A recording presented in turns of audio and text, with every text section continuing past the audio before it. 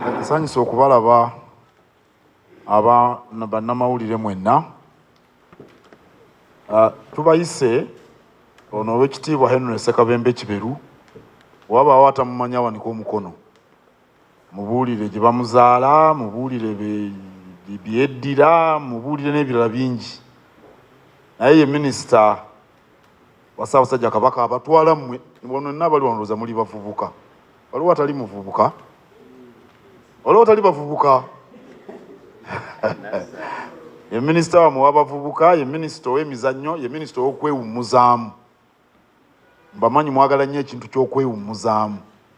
Naye okwewummuzaamu tekitegeeza kugenda ku biiki. Kirimu bingi kubanga okwewummuzaamu mulimu munene nnyo, industry ennene. Naye nabayise wano, twabayise wano okwogera ku mazaalibwa ga Ssaabasajja Kabaka. Nga bwe mumanyi ennaku bbiri okuva kati, infact olunaku lumu, ennaku z'omwezi 13 Apuli, Ssaabasajja Kabaka agenda kuweza emyaka 67. Mu nkola eya bulijjo, Sande ekulembera amazaalibwa ga Ssaabasajja, tubeera n'emisinde mu bunabyalo. Ndowooza mukimanyi nti emisinde gy'amazaalibwa ga Ssaabasajja Kabaka gy'emisinde egisinga okwettanirwa mu Uganda.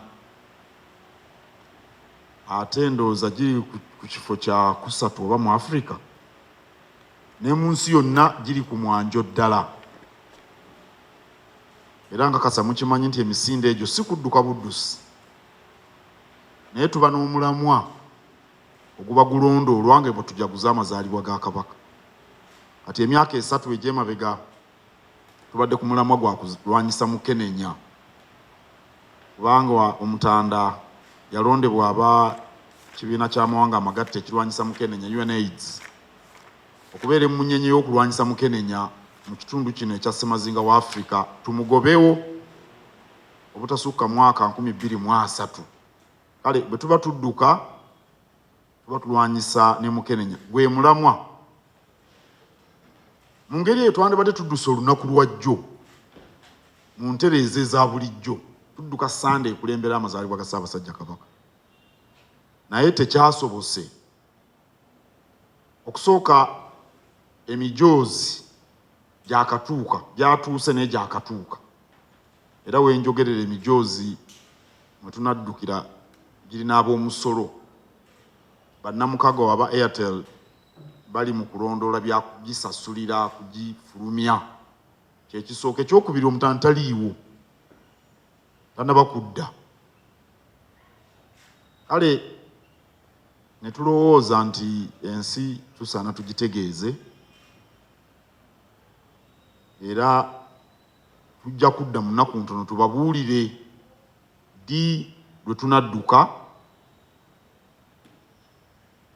Tusuubira okudduka mu mwezi ogw'okutaano, naye tujja kujja tubabuulire nga n'emijoozi gimaze okuvaayo, nga n'Omutanda waali.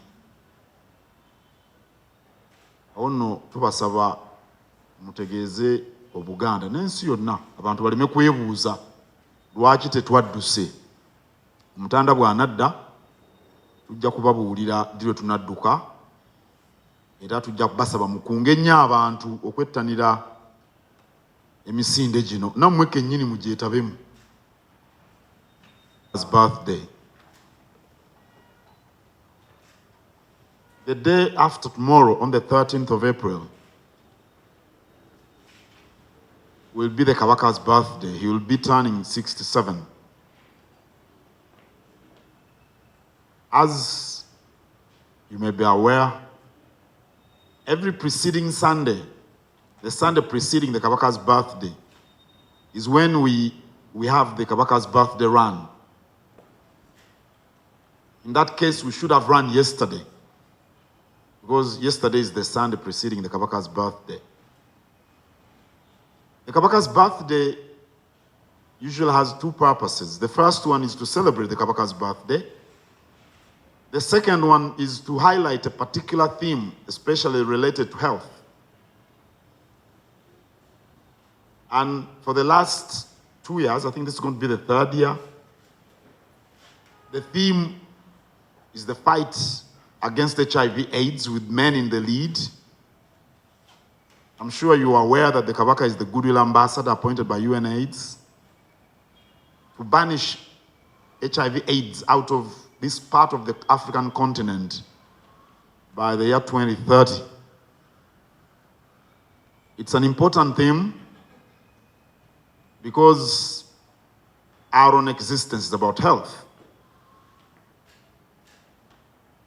So we weren't able to run yesterday for 2 reasons. One, the kit, while it's in Uganda, the birthday run kit, while it is being delivered to Uganda, it is still with Customs Department. Our partners, Airtel Uganda, are working on the modalities to have the kit released.